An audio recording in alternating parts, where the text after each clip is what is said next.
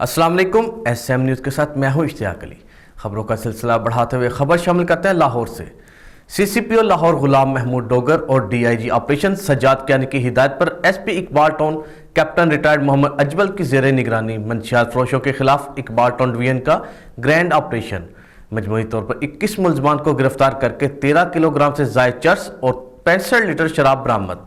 इसी हवाले से मजीद तफसीलात जानते हैं ब्यूरो चीफ बाबर भट्टी से।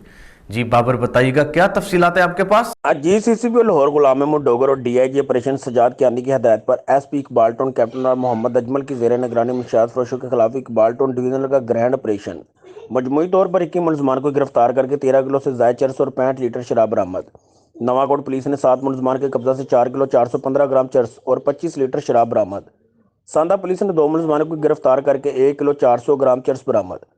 वादत कॉलोनी पुलिस ने 2 मुलजमान को गिरफ्तार करके 2 किलो 80 ग्राम चर्स बरामद। पुलिस ने 2 मुलजमान को गिरफ्तार करके 1 किलो 240 ग्राम चर्स बरामद।